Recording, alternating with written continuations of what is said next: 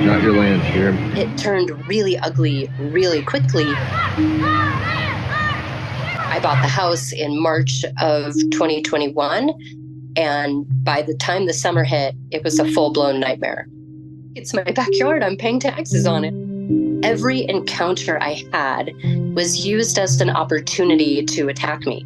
Before you know it, everyone's got a pitchfork. So things were turned into something ugly. I was shopping during the housing crisis in the middle of the pandemic when I saw that this particular property had a creek running right through the backyard. I was in love. While the weather was cold and there was snow on the ground, it was very peaceful. But when the weather started to warm up, everything changed. People started wandering into my backyard from a park that sits next to my backyard. By the summer, I had 55 people wandering into my backyard almost every single day, and it had become a full-blown water park. I was incredibly confused. I just bought this property. I did all the due diligence. I know that that is mine.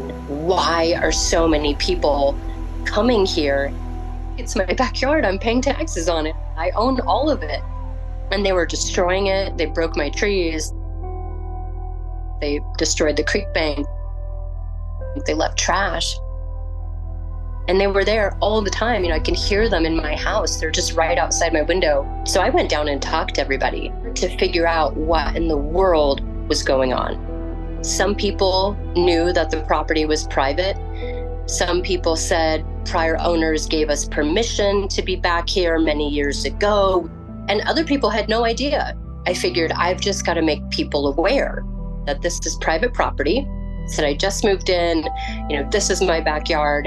In that first year, I didn't tell anyone to leave because I had been told that prior homeowners had shared. And it's a small town, and I felt pressured to maybe keep that standard. Every encounter I had was used as an opportunity to attack me. People cussed me out, they screamed at me, they told me I stole the land, and it was just a nightmare.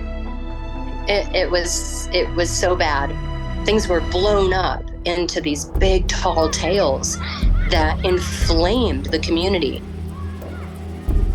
I would talk to a grandma with her young kids, and I'd say, hey, can you not have them dig on my property? There's a sandbox in the playground. If they want to dig with shovels, go dig over there. And online, it would be this wild woman came shouting at us and screamed and scared the children and threw us into a panic. And people were saying that I was chasing families with vicious attack dogs. And when those stories get out into the community and people are okay lying, and then other people kind of pile on, say, oh yeah, I got screamed at too, and that happened to me. Before you know it, everyone's got a pitchfork and everyone's mad at you.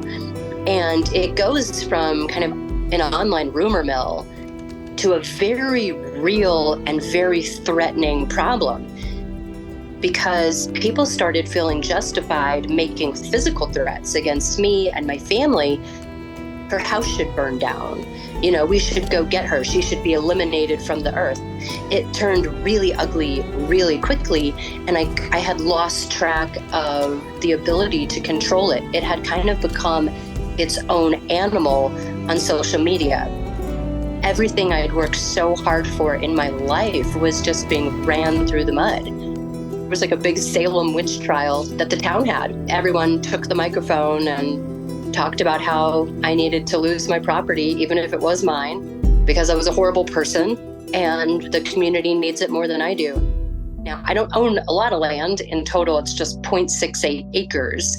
My house is on a little bit of a hill, and the creek is right here, and then the rest of my backyard is here. So the topography is a little bit different, but when you squish it together in terms of distance, it's all really, really close. All it took for me to get cussed at and screamed at from people who were in my backyard was just for me to be outside. If I was outside with a cup of coffee, if I was outside having lunch, if I was outside with my dog, if I was moving the trash, I said, you know what? I don't want to share with you anymore. I don't want you anywhere near me. I want you all out of my backyard forever. and I don't want anything to do with you. So we sectioned off my entire property in April, and we had trespassers. We called the cops, and we had people online just throwing a massive fit and rallying the troops and organizing themselves for a massive, let's have the government take our property from her. I got sued by Jefferson County in July of 2022. They said, if you would like time to prepare your legal defense, we will give you as much time as you need, but you have to open up your property again to the public. That was the hardest thing I've ever gone through. It was so violating. And I've been made fun of for saying that, but when you're forced to share something that is yours that you don't want to share, it is a violating experience. But luckily, we reached a settlement in May. I sold the county, what the community calls the beach. And I kept a chunk of property in front of my house where I continue to have private creek access. I continue to have private land. And there is a rope fence that the county has put up to keep the public off of the piece of property that I am keeping as part of the settlement deal. At the current moment, for the most part, people have calmed down. I think even if people know who I am, they kind of just ignore me, which is great. It's nice to not be kind of the center of the town's attention.